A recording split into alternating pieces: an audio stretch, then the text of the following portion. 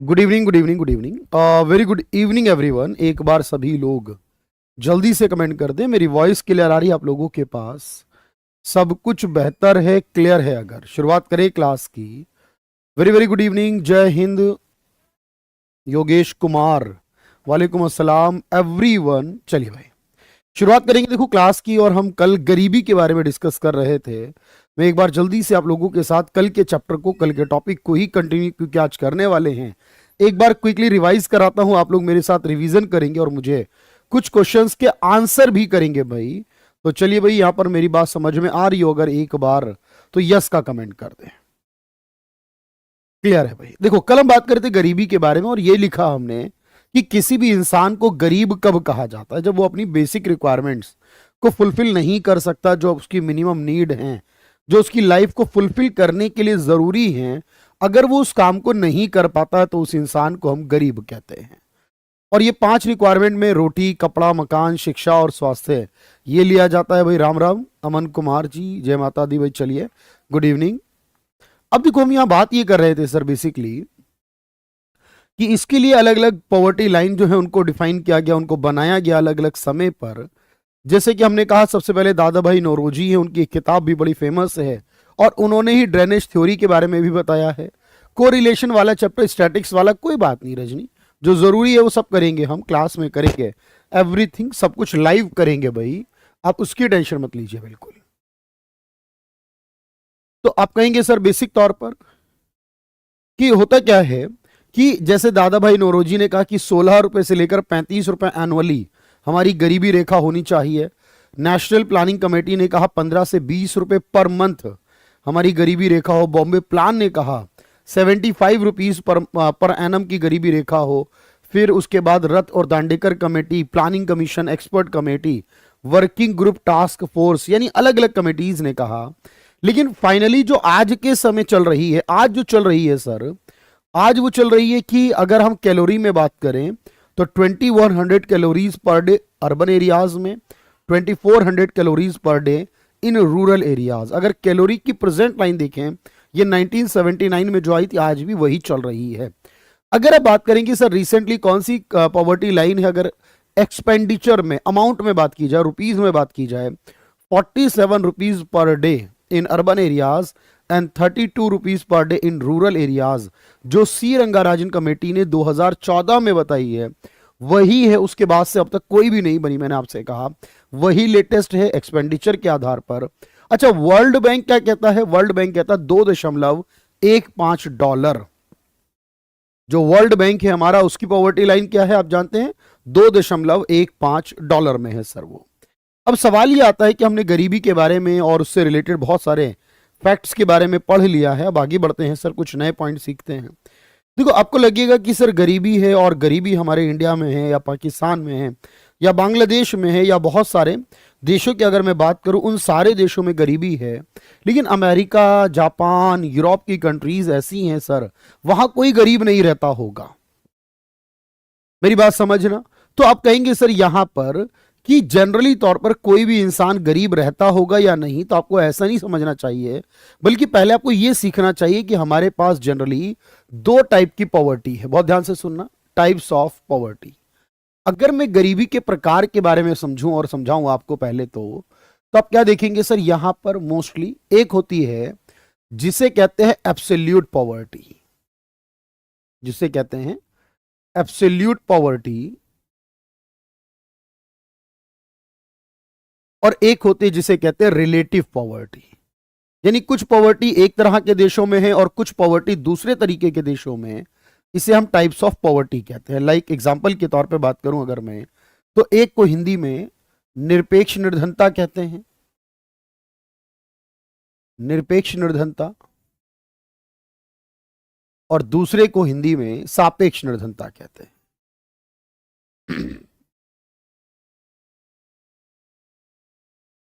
देखना भाई, जब मैं ये कहता हूं, बात समझना ध्यान से, अभी रागिनी थोड़ा सा वेट कर ले, कोई बात नहीं, मैं कोशिश करूंगा, मैंने कहा था। लेकिन इसके लिए क्या होगा, चलिए भाई, तो आप कहेंगे सर यहां बेसिक तौर पर अगर मैं ये कहता हूं कि जिसे एग्जाम्पल के तौर पर हम इंडिया में देखते हैं, हम इंडिया में गरीबी किस तरह से देखते हैं आप मुझे बताओ, तो आप कहोगे सर हम ये देखते हैं कि इंसान अपनी बेसिक और मिनिमम नीड कितने में पूरी करता है, और हम उसके लिए क्या करते हैं सर, उसके लिए हम एक पॉवर्टी लाइन बनाते हैं।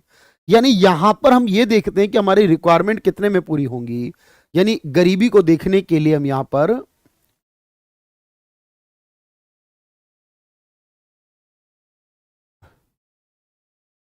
गरीबी रेखा बनाते हैं, और उसके अकॉर्डिंग ही हम देखते हैं कि कौन इंसान अकॉर्डिंग टू पॉवर्टी लाइन, गरीबी रेखा के अनुसार अगर देखा जाता है अकॉर्डिंग टू पॉवर्टी लाइन, यानी एक पैरामीटर के अनुसार गरीबी रेखा निर्धनता रेखा के अनुसार देखा जाए अगर,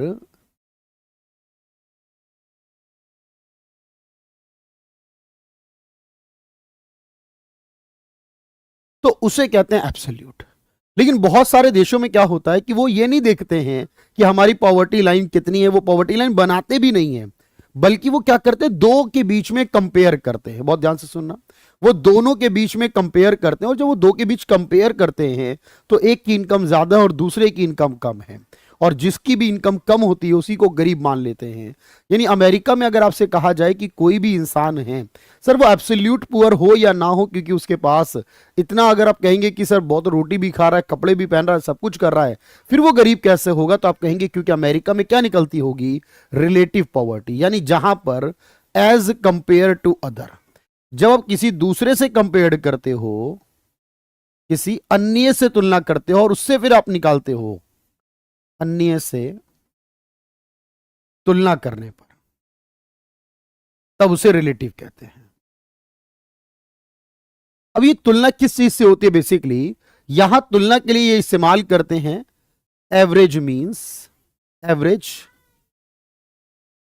या मीन, मीन एवरेज को ही कहते हैं ऑफ इनकम। ये अपनी इनकम जो है बेसिकली उसका एक एवरेज बना लेते हैं, एक औसत निकाल लेते हैं, और उसके बाद देखते हैं कि कौन कौन इस औसत से ऊपर है और कौन है जो इस औसत से नीचे है, एंड देन उस एवरेज के साथ उस औसत आय से तुलना करते हैं।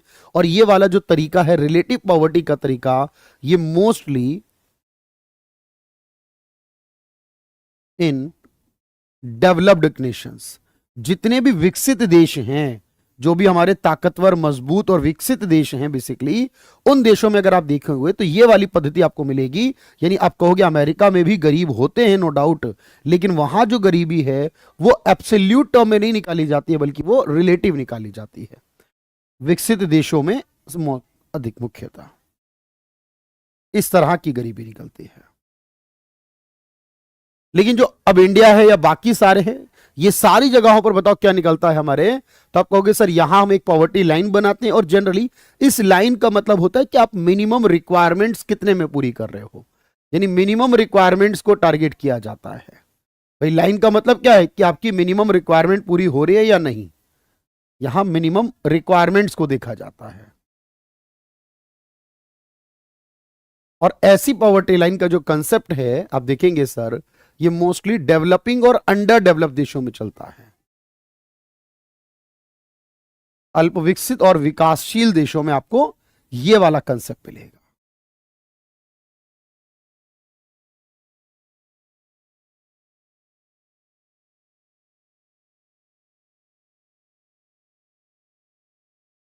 विकासशील और अल्प विकसित देशों में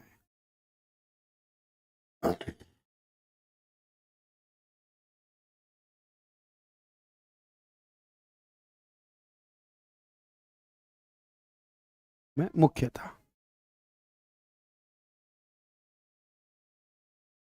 तो दोनों डिफरेंस क्लियर है भाई। रागनी बिल्कुल, मैंने आपका कमेंट पढ़ा, थोड़ा सा वक्त दीजिए अभी, क्योंकि देखो अगर कोई भी इश्यू होगा तो मैं बताऊंगा भाई अभी, लेकिन एकदम से नहीं कर सकते, प्लीज थोड़ा सा वेट करें।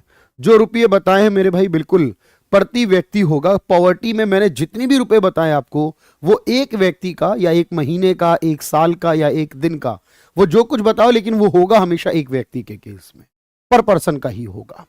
तो एब्सोल्यूट निकलती है इंडिया, पाकिस्तान, बांग्लादेश, चाइना, नेपाल, भूटान, इन सारे देशों में आप देखो तो एब्सोल्यूट का मतलब आपकी रिक्वायरमेंट पूरी हो रही है या नहीं, इस बात को देखते हैं। अमेरिका, जापान, फ्रांस, यूरोप के देशों में एवरेज इनकम को देखते हैं कि आप उसे एवरेज इनकम से ज्यादा कमाते हो या उस एवरेज इनकम से कम कमाते हो, ये इसका मतलब है। चलिए भाई, अब आप कहेंगे सर ठीक है, यहां तक तो हमने गरीबी के बारे में बात कर ली है, 2 पॉइंट भी क्लियर हो गए हमारे पास, रिलेटिव और एब्सोल्यूट में।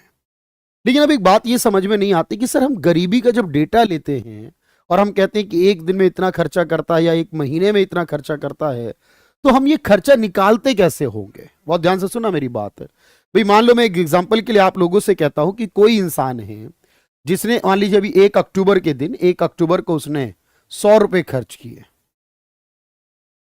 2 अक्टूबर को छुट्टी थी, कहीं गया नहीं, दिन में 10 रुपए ही खर्च हुए उसके, सामान वगैरह उसका रखा हुआ है घर में महीने में, और 5 अक्टूबर को उसने 1,000 रुपए खर्च कर दिए, सामान भर लिया, घर में राशन ले आया तो 1,000 खर्च हो गए।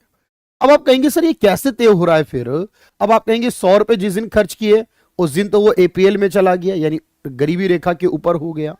जिस दिन 10 रुपए खर्च किए उस दिन वो गरीब हो गया। जिस दिन 1,000 खर्च किए उस दिन वो अमीर हो गया। मान लीजिए किसी दिन कोई खर्चा ही नहीं किया उसने तो फिर वो गरीब हो गया। क्या ऐसा पॉसिबल है? आपको लगता है क्या ये मुमकिन है? ऐसा होगा कि एक दिन कोई इंसान अमीर होगा और अगले दिन कोई वो गरीब हो जाएगा? आप कहेंगे सर नहीं, ये गलत तरीका है। क्योंकि अब मान लीजिए वो हफ्ते में, सप्ताह में एक दिन जाता है और पूरे सप्ताह भर का राशन भर के ले आता है, तो फिर तो एक दिन वो सारा खर्च करता, बाकी दिन नहीं करता, पर यूज तो हर दिन करता है ना उस काम को। तो आप कहेंगे बेसिक तौर पर मुझसे यार एक काम करना चाहिए इन्हें, इनका तरीका ये होना चाहिए कि रोज के खर्चे ना देखें बल्कि पहले ये 30 दिनों का खर्चा देखें। क्या करें? 30 डेज का एक्सपेंडिचर देखें कि 30 दिन में उसने कितना खर्च किया, और जो 30 दिन में उसने खर्च किया फिर वो उससे एक दिन का एवरेज बना ले, क्योंकि ऐसे तो किसी दिन वो ज्यादा करेगा किसी दिन कम, और फिर उसका एक दिन का एवरेज बना दें 30 से डिवाइड करके। देन एवरेज को देखें कि वो कितना खर्च कर रहा है। बोलो हाँ या ना, जल्दी से बताओ मुझे। आप कहेंगे सर एक दिन का एवरेज बना ले, फिर अब जिस दिन उन्होंने ज्यादा किए कम किए वो सब दिन का बराबर हो जाएगा, क्योंकि उसने सब्जी खरीदी एक दिन है लेकिन इस्तेमाल तो वो हर दिन कर रहा है उस चीज का। अच्छा आप कहेंगे ठीक है सर ये एक महीने का खर्चा, पर मैं कहूंगा ठीक है आप एक महीने का खर्चा निकाल रहे हो और एवरेज देख रहे हो, बट अब कोई इंसान मान लीजिए शूज खरीद कर लाता है, स्लीपर चप्पल खरीद कर लाता है, अब वो मान लीजिए किसी एक महीने में तो खर्चा कम करता है और एक महीने में खर्चा ज्यादा करता है। जिस महीने वो शूज खरीदता है 2,000 के शूज आ जाते हैं, उस महीने खर्चा बढ़ जाता है। अब ये काम हर महीने नहीं होता, ये साल में एक आध बार होता है। चप्पल ले आता है साल भर चल जाती है आराम से, कपड़े ले आता है साल में 2-3 बार जाता है शॉपिंग करता है। अब आप कहेंगे ये वो खर्चे जो साल में एक आध बार करता है इंसान, किसी महीने करता है और किसी महीने बिल्कुल नहीं करता इस तरह के खर्चे, फिर अब वो किसी एवरेज मंथ का एवरेज तो बहुत ऊपर जाएगा और किसी मंथ का एवरेज नीचे आएगा। तो आप कहेंगे एक महीना इंसान अमीर और एक महीना गरीब है, ऐसा हो सकता है? भाई मुझे सबका कमेंट चाहिए, भाई कमेंट करते रहो साथ में कि मेरी बात आप तक समझ में आ रही है या नहीं। तो आपने कहा सर एक काम करना चाहिए, जो चीजें महीने भर की हैं उसका महीने भर का 30 दिन का जोड़कर एवरेज निकालें, पर जो ऐसी चीजें जो लंबे टाइम में यूज होती हैं और एक बार इंसान खरीदता है उनका 365 दिन का निकालें, 365 दिन में कितना खर्चा किया वो देखें और फिर उसका एक दिन का एवरेज बनाएं। कुछ चीजों का 30 दिन का खर्चा देखें, उसका एक दिन का एवरेज, जो 365 दिन का उसका निकालें, जोड़ें, उसका एक दिन का एवरेज।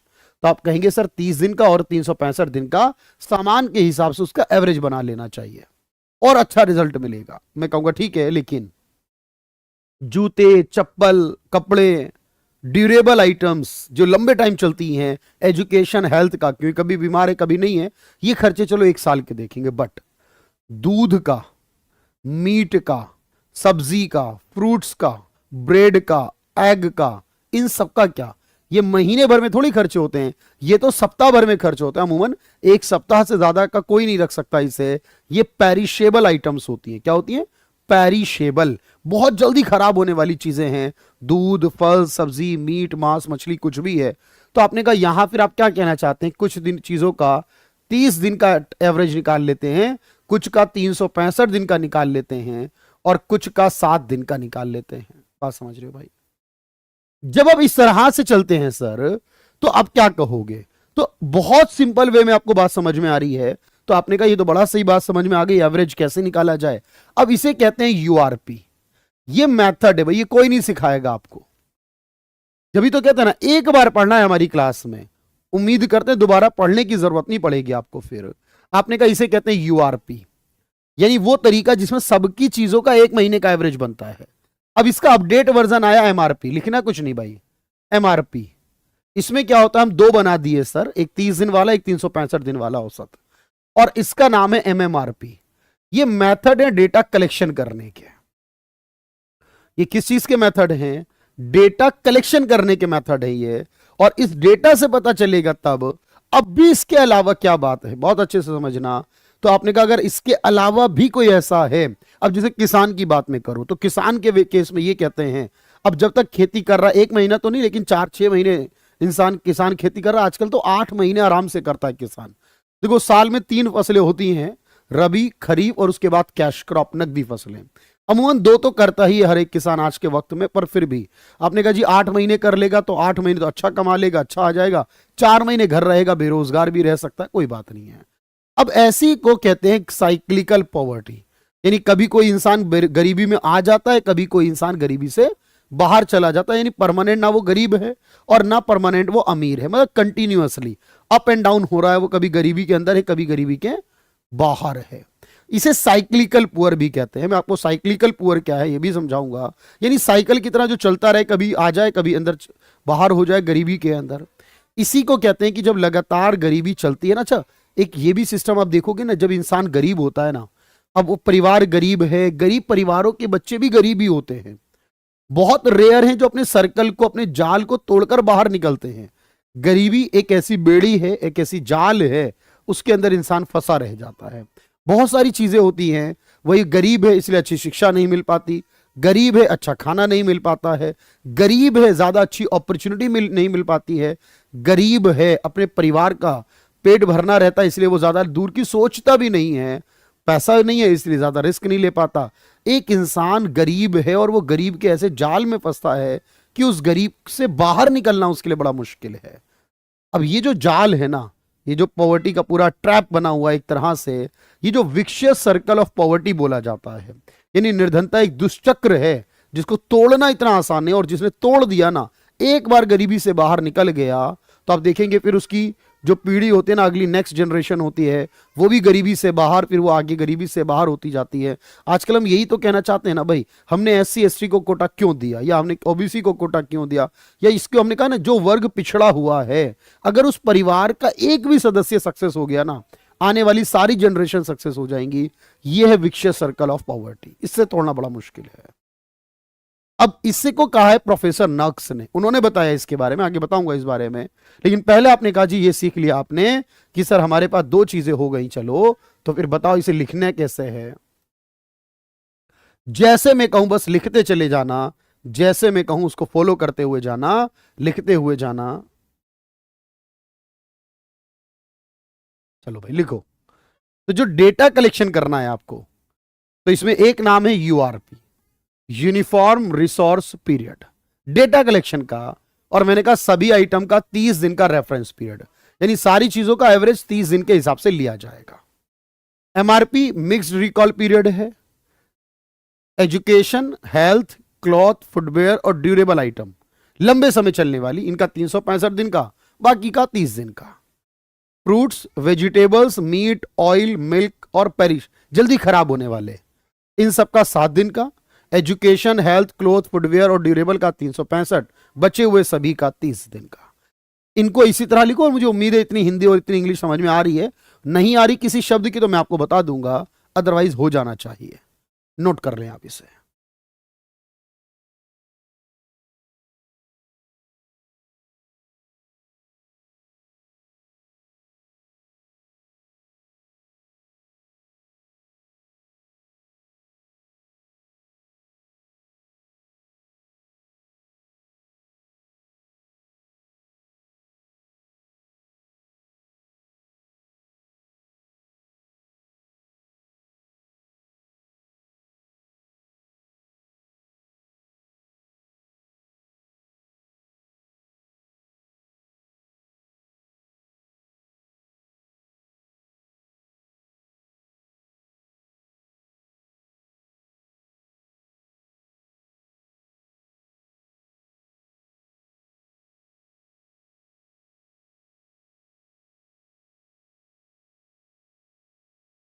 हिंदी बताता हूं दिलीप मेरे भाई, स्पेशल क्लास।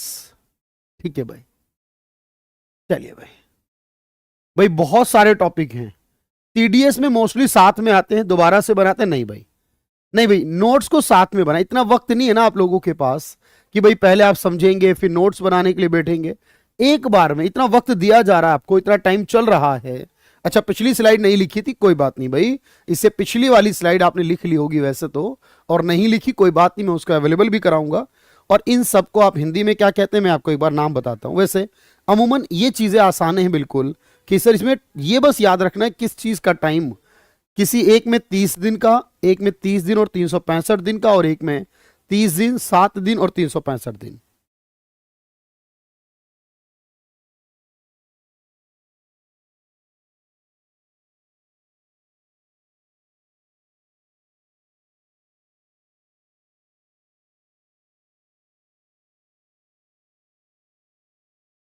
और इन सबको इसी तरह से हिंदी और इंग्लिश में इन्हीं नाम से जाना जाता है भाई, इसमें कोई फर्क नहीं है, ये बस इसको याद रखना, इतने से काम चल जाएगा। इनको हिंदी में भी इसी तरह से लिख लो, यूआरपी को यूनिफॉर्म रिसोर्स पीरियड ही कहा जाता है।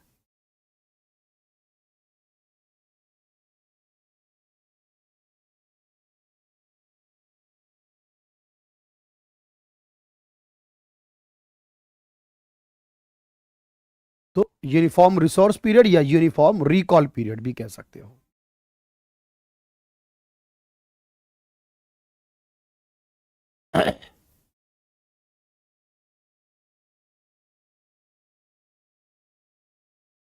ठीक है, चलिए भाई बहुत बढ़िया, बहुत आराम से। हाँ भाई अमन, ज्यादा डिफरेंस तो सिलेबस का डिफरेंस है, ठीक है। एक स्पेशल बैच में क्या डिफरेंस होता है सीडीएस के मुकाबले, आपने पूछा है, मैं बता देता हूं। सीडीएस में थोड़ी सी चीजें हैं जो कम आती हैं, और स्पेशल में थोड़ी सी चीजें कंटेंट ज्यादा आता है, मतलब सिलेबस ज्यादा है, टॉपिक ज्यादा है, इस बात का डिफरेंस है, और ये बहुत जरूरी भी है बिल्कुल। तो आपने कहा यहां पर ये याद रखना होगा। चलिए अब मेरी बात समझिएगा। अब आपने कहा जी यहां तक तो बात समझ में आ रही है हमें कि हमारे पास एक गरीबी रेखा हो सकती है और गरीबी की वजह भी हो सकती है, लेकिन हमने एक बात और समझी है हमारे पास कि एक इंसान जो गरीब होता है, देखो ध्यान से, अब मैंने कहा बहुत सारे ऐसे इंसान हैं जो गरीबी में आते हैं, गरीबी से बाहर जाते हैं, इसे कहते हैं साइक्लिकल पुअर। ध्यान से सुनना, चक्रीय निर्धन। अब ये क्या होता है?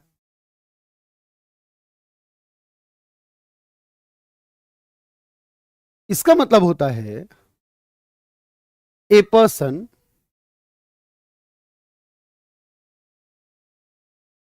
कंटिन्यूअसली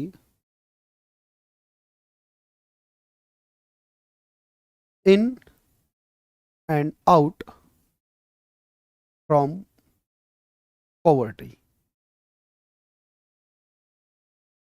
यानी इसका अर्थ क्या, एग्जाम में तो बहुत सारी स्टेटमेंट होंगी, बट एक मीनिंग ये है, एक व्यक्ति जो गरीबी या निर्धनता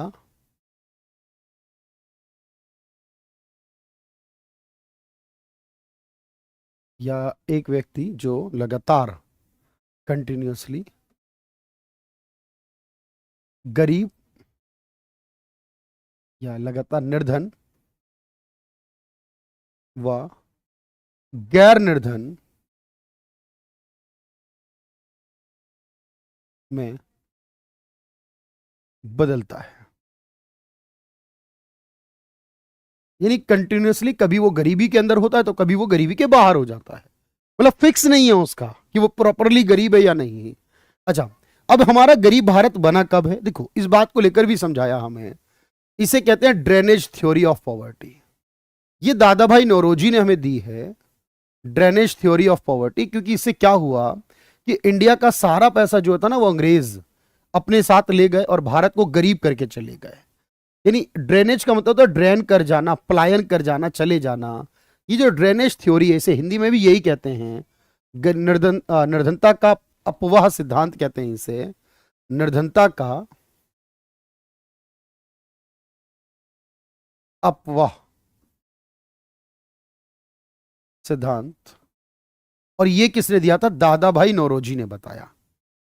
ये किसका है? दादा भाई नौरोजी का है। ये किसका है? दादा भाई नौरोजी का है। उन्होंने दिया था, ड्रेनेज सिस्टम ऑफ पॉवर्टी। अच्छा, एक होता है विक्शियस सर्कल ऑफ पॉवर्टी।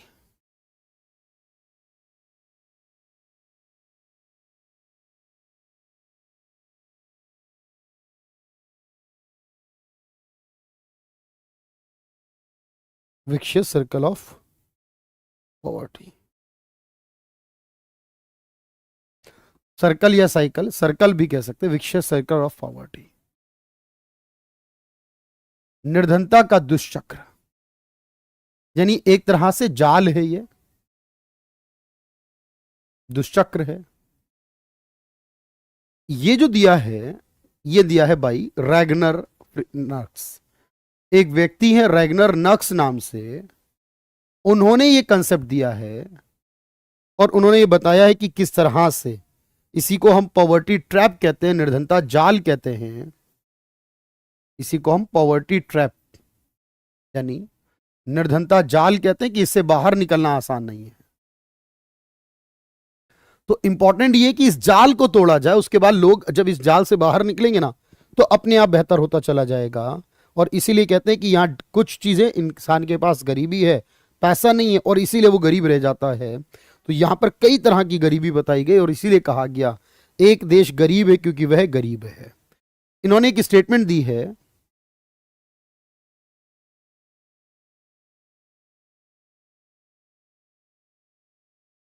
अब रैगनर नक्स की एक स्टेटमेंट बड़ी काम की है जो एग्जाम के लिए। ये क्या कहते हैं रैगनर नक्स, एक देश गरीब है क्योंकि वह गरीब है। एक देश गरीब है क्योंकि वह गरीब है। इसका मतलब क्या है, ये कहना चाह रहे हैं क्योंकि वो गरीब है इसलिए वो गरीब ही रह जाएगा। एक country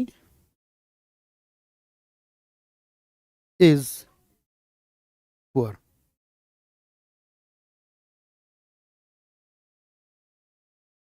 because of, because it's poor. तो यानी गरीब गरीब रह जाने वाली बात जो है ना, इस बात को इन्होंने डिफाइन किया, डिक्लेयर किया। और इन्होंने कहा अगर इसको तोड़ना चाहते हो गरीबी से बाहर, तो सुधार करो, परिवर्तन लेकर आओ, स्ट्रक्चरल चेंज करो। अगर इसको दूर करना है तो क्या करना होगा, गरीबी को दूर करने के लिए स्ट्रक्चरल रिफॉर्म्स, संरचनात्मक सुधार की आवश्यकता है।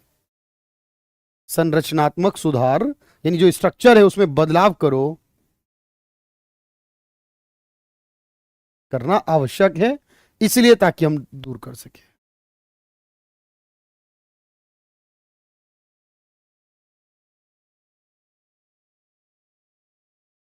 भाई अगर इसे दूर करना है तो क्या करना होगा, आप कहोगे इसे दूर करना है, नीड ऑफ स्ट्रक्चरल रिफॉर्म।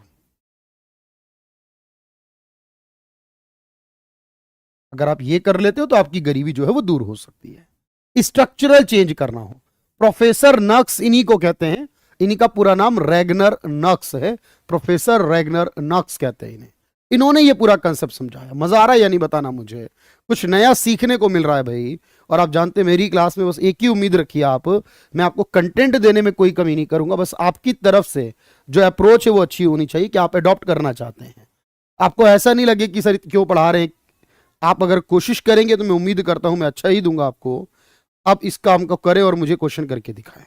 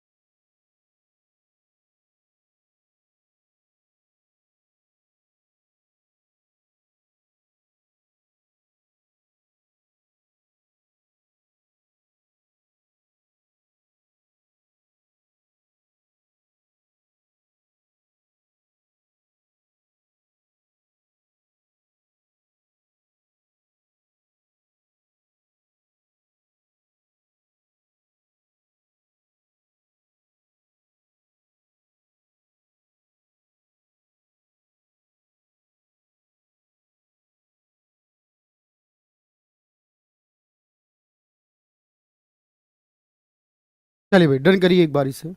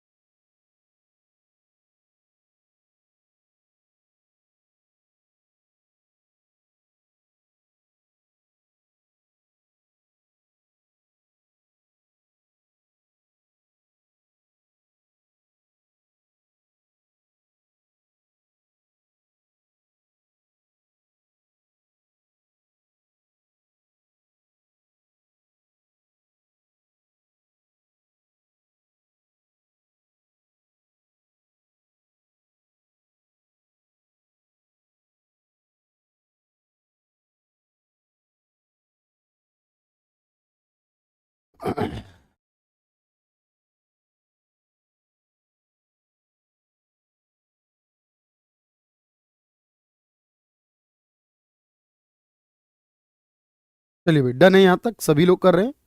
एक बार चेक कर लेते हैं, और कुछ बात कहना चाहते हैं तो आप कमेंट कर सकते हैं भाई जल्दी से।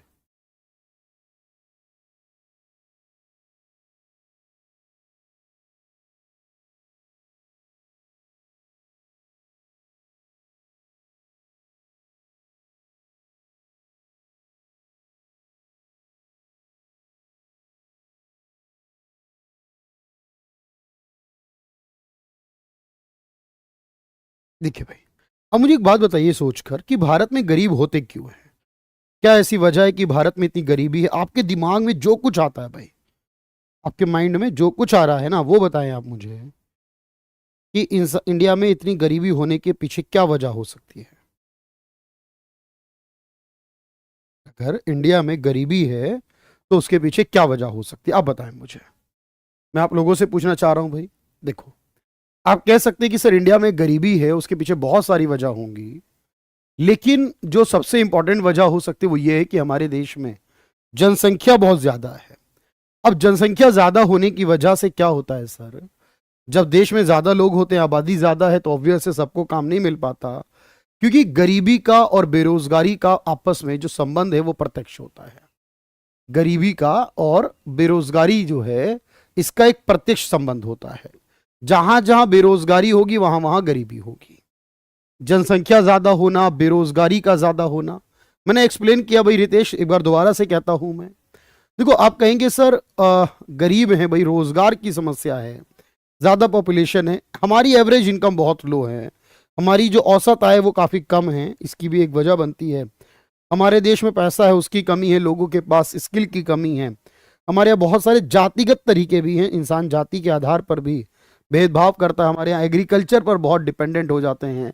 ये सारी वजह हो सकती है, मैं दोबारा समझाऊंगा सारी बातें। तो अगर मैं आपसे कहूं यहाँ इस सवाल में कि ये बताना था, ये लिखवाना है मुझे कि क्या क्या वजह है हमारे पास जिनसे गरीबी आ सकती है, आप कहोगे सर, जैसे अभी आपने बताया, बहुत ध्यान से सुनना, कि सर अधिक जनसंख्या वृद्धि दर है, जनसंख्या बहुत ऑलरेडी ज्यादा है इंडिया में, ये गरीबी है। हाई अनएम्प्लॉयमेंट रेट, बेरोजगारी दर ज्यादा है, इसलिए गरीबी है। इंसान जो है, मानव संसाधन उनका अल्प या कम उपयोग हो रहा है, पूरी तरह से उपयोग नहीं हो रहा है, इसलिए गरीबी है। एग्रीकल्चर प्रोडक्टिविटी, जो उत्पादन हो रहा है खेती में, वो काफी कम है, लोगों की आय इस वजह से कम है। आय की असमानता बहुत है, कोई बहुत अमीर है, कोई बहुत गरीब है। कुछ सोशल फैक्टर जैसे जातिवाद है, जाति के आधार पर भेदभाव किया जाता है। बहुत सारे प्रोडक्ट हैं जिनकी कीमतें बहुत ज्यादा हैं, इसलिए लोग उन कीमतों पर खरीद नहीं पाते, और जब वो खरीद नहीं पाते वो गरीब रह जाते हैं, क्योंकि उस प्रोडक्ट को खरीदना उनके लिए आसान नहीं होता। तो आपने कहा ये वजह हो सकती है, या जैसे कहोगे लोगों के पास पैसे की कमी है, देश में आर्थिक समृद्धि बहुत स्लो हो रही है, इसलिए इंसान गरीब बने हुए हैं। शिक्षा की भी क्वालिटी बहुत अच्छी नहीं है, मानव की जो स्किल पावर है, मैन पावर, वो कम है। और कई बार जलवायु का भी असर पड़ता है, हम बहुत सारे ऐसे कामों में इन्वॉल्व होते हैं जो सीजनल बेस्ड होते हैं। अब जैसे बिहार में आप देखिए कि लगभग कुछ लोगों का काफी समय तो इसमें चला जाता है कि जैसे ही कोसी नदी में बाढ़ आती है, लोग इसी में निकल जाते हैं। इसी तरह से आप देखोगे रिलीजन मैटर भी करता है, रिलीजन पर भी बेस्ड, रिलीजन का गरीबी पर बेस्ड नहीं कह सकते, हाँ रिलीजन का जनसंख्या पर अफेक्ट कर सकते हैं, लेकिन डायरेक्टली गरीबी पे नहीं कर सकते। उड़ीसा में देखिए हमेशा चक्रवात आते रहते हैं, बहुत सारे एरियाज हैं जहाँ क्लाइमेट का भी इम्पैक्ट पड़ता है लोगों की लाइफ स्टाइल पर, लोगों के जीवन पर, उनकी इनकम पर। और जब उनकी इनकम कम हो जाती है, साल में कुछ महीने कमा पाते हैं, बाकी महीने किसी आपदा संकट में लगे रहते हैं, तो उनका सारा पैसा खत्म हो जाता है, वो गरीब रह जाते हैं। मतलब जो बचत है वो आपदा के समय बर्बाद हो जाती है, ये कहना चाह रहा हूं मैं आपसे। तो ये सब आपको पॉइंट नोट करने हैं भाई, इसे लिखेंगे आप कि कब कब क्या होता है इसके अंदर।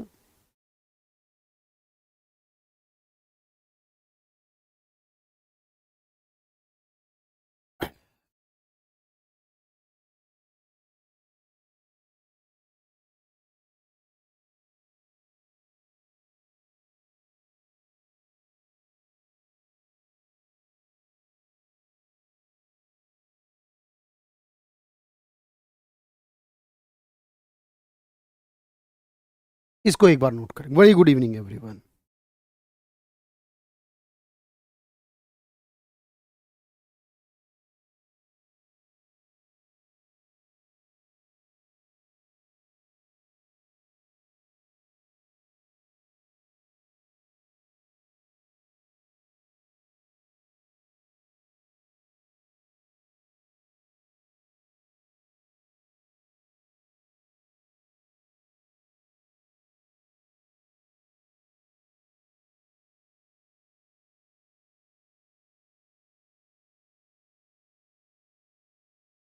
तीन, अंडर यूटिलाइजेशन, यानी जो इंसान है, इंसान के अंदर जो नॉलेज है, जो स्किल है, एक इंसान मानव संसाधन, क्योंकि मैंने आपको बताया ना 4 संसाधन होते हैं, उसमें एक इंसान भी होता है, इसे ह्यूमन रिसोर्स कहते हैं। इसका सही से उपयोग नहीं हो रहा है, क्योंकि लोगों के पास नॉलेज भी है, पैसा भी है, बहुत सारे लोग हैं, पर उसकी एबिलिटी को यूज करने वाले प्लेटफॉर्म्स नहीं है।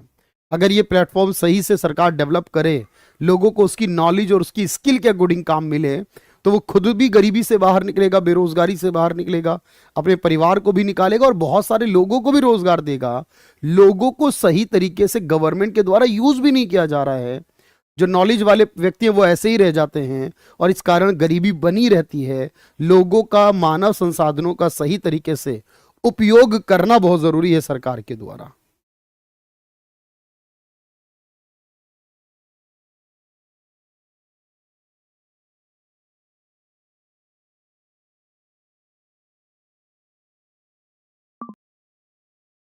चलिए भाई, तो उत्पादन कम है, आय में असमानता बहुत है, जातिवाद है, कीमतें बहुत ज्यादा हैं यानी महंगाई है, पैसे की कमी भी है। इसको भी नोट करना है भाई।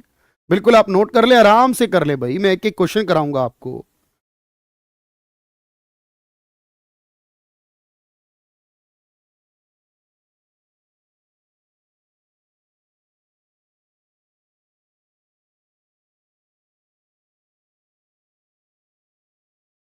चलिए भाई, नेक्स्ट, बिल्कुल लास्ट, आज की क्लास का लास्ट।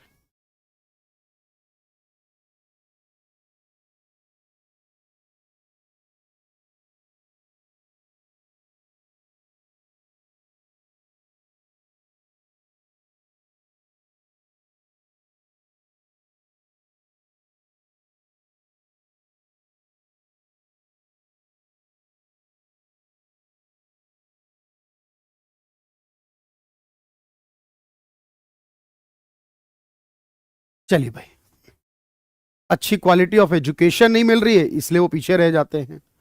स्किल्ड कमी है, जो स्किल है उसका यूज नहीं हो रहा है फिर, और क्लाइमेट भी हो सकते हैं, कई सारे कारण होंगे।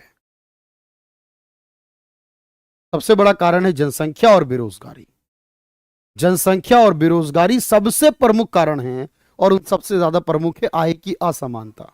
अगर आय असमान ना होती, अगर आय असमान ना हो, तो फिर इसकी कभी भी दिक्कत नहीं पड़ेगी।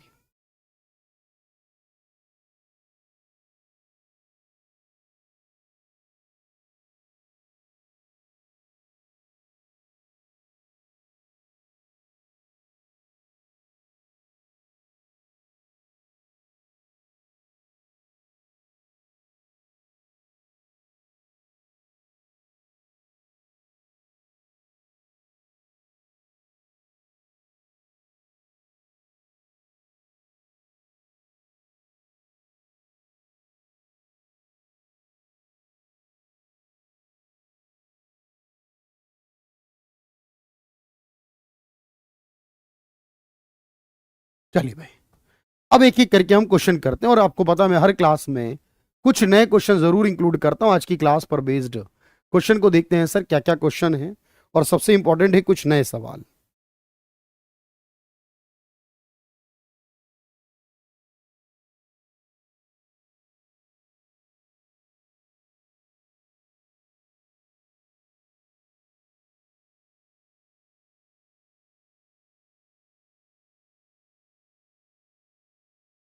चलिए भाई, करने के लिए तैयार हैं आप लोग? एक बार बताएं मुझे, यस का कमेंट कर दें कि बिल्कुल तैयार हैं सारे क्वेश्चन करने के लिए। एक एक वजह बहुत जरूरी है जानना। पहला सवाल देखते हैं क्या कहता है। गरीबी के डेटा के संग्रह के लिए यूआरपी, यूनिफॉर्म रिसोर्स पीरियड विधि के तहत संदर्भ अवधि यानी रेफरेंस पीरियड कितना लिया जाता है? पॉवर्टी ट्रैप कहते हैं जाल को। रितेश मैंने बताया ना, एक ऐसा जाल जिसे बाहर नहीं निकल जाता, क्योंकि इंसान गरीब है, उसकी हेल्थ भी कम है, उसकी नॉलेज भी कम है, एजुकेशन मिल नहीं पाती और वो गरीब रह जाता है। बहुत रेयर लोग उसको तोड़ पाते हैं, उसे ट्रैप कहते हैं, जाल कहते हैं। तो यूआरपी में सिर्फ एक ही टाइम पीरियड होता है सर। यूआरपी में जितनी भी चीजें होती हैं सब 30 दिन के रेफरेंस पीरियड पर ही ली जाती हैं।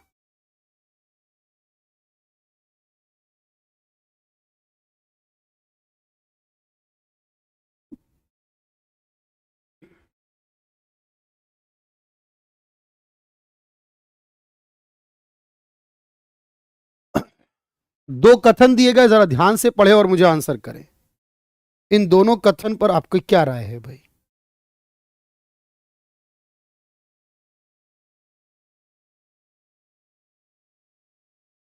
भारत में गरीबी रेखा का अनुमान आय के स्तर के आधार पर किया जाता है।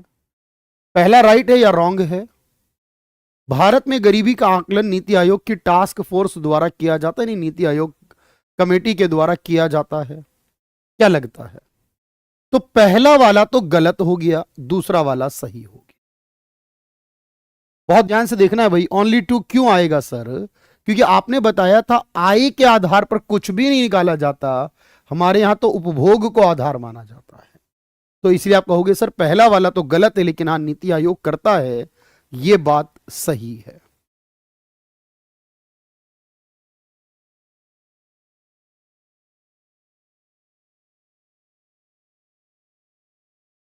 भारत में गरीबी रेखा के आकलन के लिए कौन सी समिति की सिफारिशों का पालन किया जा रहा है? यानी इसमें से कोई एक कमेटी है जो गरीबी से रिलेट करती है वर्तमान में, और वो कमेटी कौन सी होगी?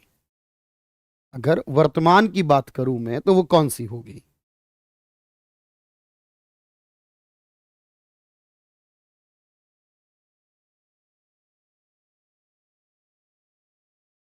तो आपने कहा इनमें से एक ही है तेंदुलकर कमेटी, जिसका पूरा नाम है सुरेश तेंदुलकर कमेटी।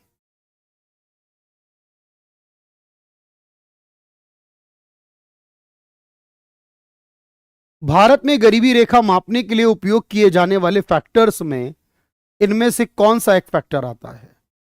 जब हम ये फैक्टर लेते हैं गरीबी को लेकर, मैंने कहा 5 बेसिक फैक्टर है, 5 बेसिक रिक्वायरमेंट हैं, तो उसमें से एक कारक कौन सा लिया जाता है? फूड, क्लॉथ, शेल्टर, एजुकेशन और हेल्थ फैसिलिटी। इनमें से एजुकेशन को भी रखा जाता है। 48 नंबर फिर से बताता हूं भाई, कोई बात नहीं।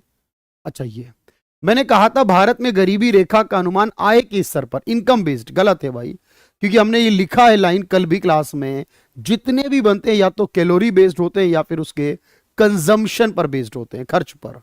और हाँ, नीति आयोग करता है इस काम को, यह बात सही है। सवाल में पूछा क्या सही है, तो आपने कहा जी 2 नंबर सही है, लेकिन 1 नंबर गलत है। तो जो निर्वाह कारक लिए गए उन कारक में एजुकेशन भी आता है, लेकिन बाकी कुछ नहीं आता।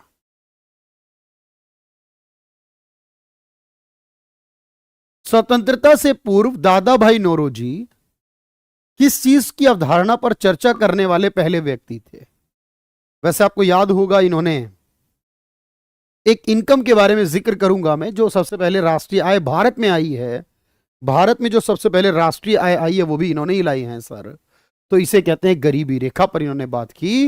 इन्होंने बताया कि किस तरह से एक इंसान को गरीब और अमीर में, और 16 से लेकर 35 रुपए तक की गरीबी रेखा जो 1 साल का विषय था, वो इन्होंने बताई थी।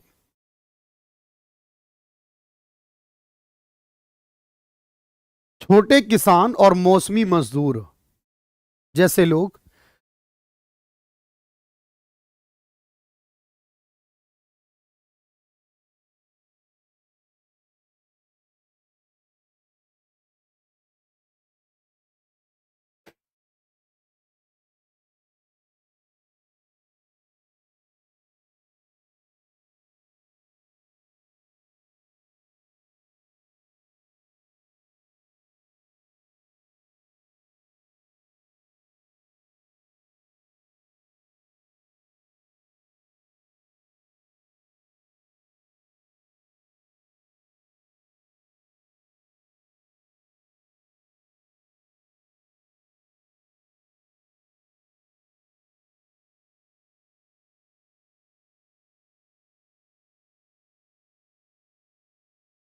तो आपने कहा इसी को तो साइक्लिकल पुअर कहते हैं ना, जो इंसान मतलब एक फिक्स नहीं है कि कहां पर होगा, कंटिन्यूअसली अप एंड डाउन कर रहा है।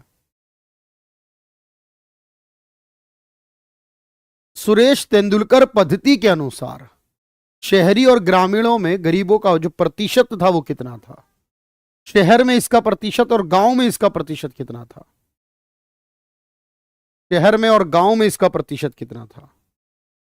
13%, 13.7% शहर में गरीब और 25.7% गांव में गरीब थे।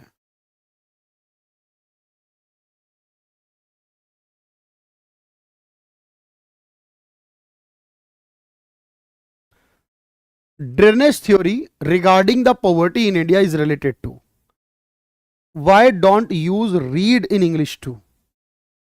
भाई इंग्लिश में भी पढ़ देंगे, हिंदी में भी पढ़ देंगे, ऑप्शन आपके सामने है भाई। ऐसा नहीं है। The drainage theory regarding poverty in India is related to, तो ड्रेनेज थ्योरी जो दी गई है पॉवर्टी रिलेटेड, गरीबी के बारे में जो अपवाह का सिद्धांत है, वो किसने दिया बताएं मुझे? That's given by Dadabhai Naoroji, the grand old man.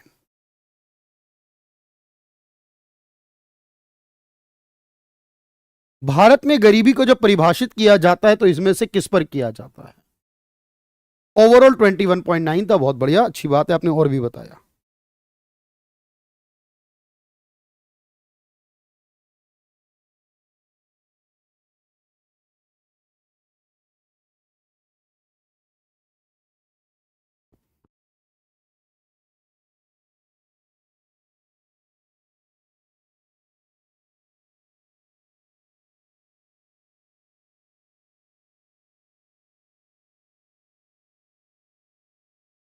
चलिए, तो नंबर ऑफ फैमिली मेंबर पे बात नहीं होती है, फैमिली इनकम पे बात नहीं होती और स्टैंडर्ड ऑफ लिविंग पे नहीं होती, कैलोरी पर बात होती है या फिर उसके अलावा कंजम्पशन पे होती है। कैलोरी और कंजम्पशन।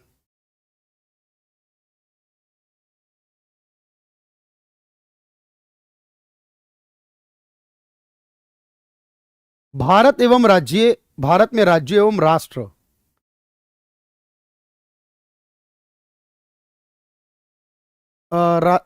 गरीबी का अनुमान किस अर्थशास्त्री के द्वारा दिए गए? ये थोड़ा सा गलत हो गया है, ये ले लाकड़ वाला नहीं, लकड़ा वाला। और ये हिंदी में भी यही आएगा, इंग्लिश में भी यही आएगा, क्योंकि ये लकड़ा वाला नाम है किसी का। डीटी लकड़ा वाला। तो इन्हीं ने बताया था 93 में, मैंने कहा आपसे कि इनके आधार पर इसको दिया गया।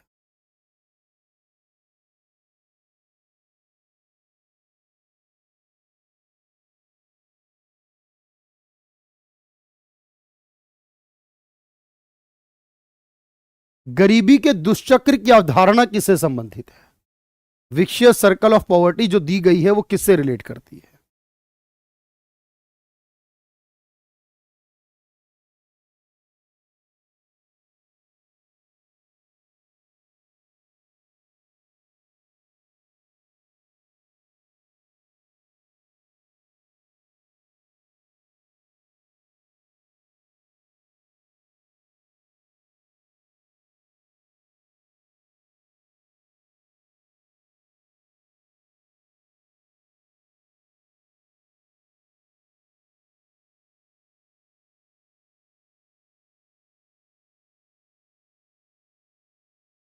चलिए बताइए।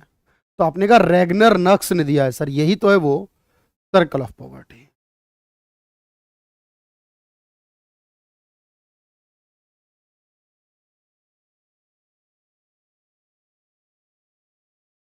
भारत में गरीबी के सामाजिक कारणों में क्या क्या आता है? जो गरीबी है उसके अंदर जो सामाजिक कारण हैं उनमें क्या क्या आता है?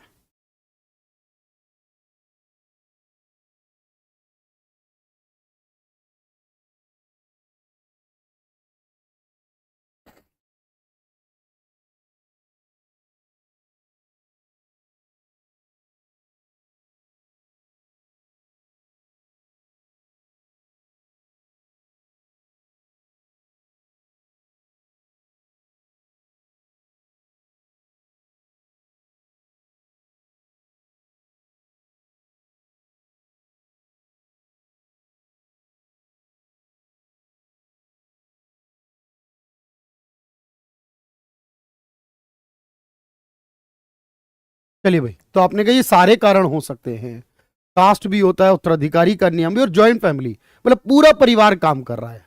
अच्छा, ज्वाइंट फैमिली की वजह से होता क्या है कि एक इंसान जो गरीब है ना, देखो अब परिवार में एक कमाता है, खर्च 10 लोगों पे कर रहा है।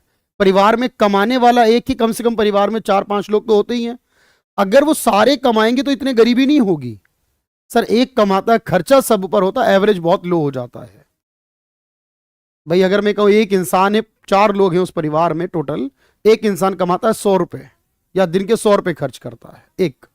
अगर हर कोई 100-100 करे, सारे अमीर हो जाएंगे। अब वो 100 करता है, 4 लोग करते होते हैं टोटल, तो 25 का औसत आता है, सारे गरीब माने जाएंगे। तो किसने कहा था एक देश गरीब है क्योंकि वह गरीब है? रैगनर नक्स ने कहा था।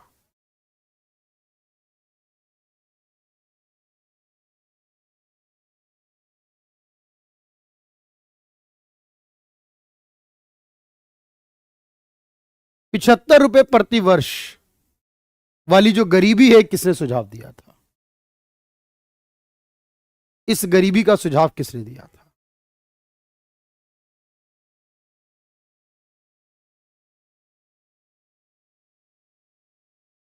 यह सुझाव बॉम्बे प्लान का था।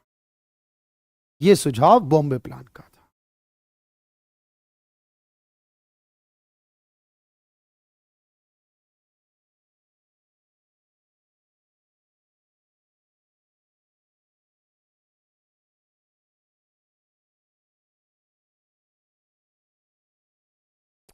आर्थिक विकास के लिए गरीबी के दुष्चक्र को तोड़ना जरूरी है। अगर गरीबी का दुष्चक्र नहीं तोड़ा गया तो विकास नहीं होगा, देश तरक्की नहीं कर पाएगा। यह बात किसने कही?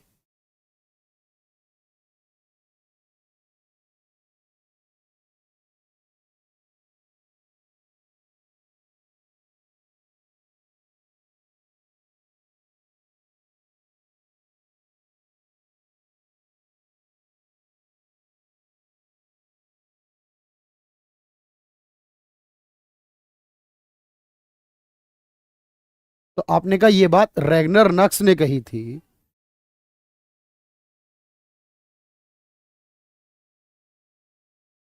अगर निर्धनता के दुष्चक्र को तोड़ना है तो क्या करना होगा?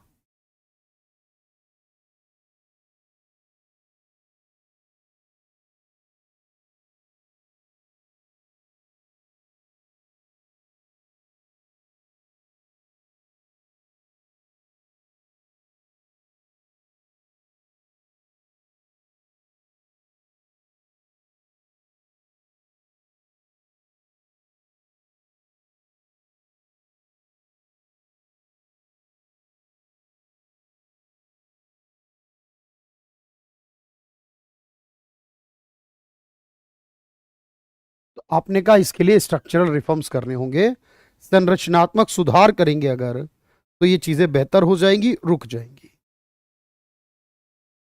तो ये है आज की क्लास। मुझे लगता है कि हर एक बात को बड़े प्यार से समझाया मैंने, और क्वेश्चन करने के बाद कॉन्फिडेंस आया होगा। तो मुझे एक बार यस का कमेंट कर दें कि सब कुछ बढ़िया है, सब कुछ बेहतर है, अच्छे से बात समझ में आ भी गई है। लगभग सारे ही क्वेश्चन हमने कर भी दिए हैं, कल भी बहुत सारे क्वेश्चन किए, आज की क्लास में भी बहुत सारे क्वेश्चन किए हैं। चलिए भाई बताएं मुझे। सारी बातें क्लियर है प्रॉपरली? यस का कमेंट कर दे।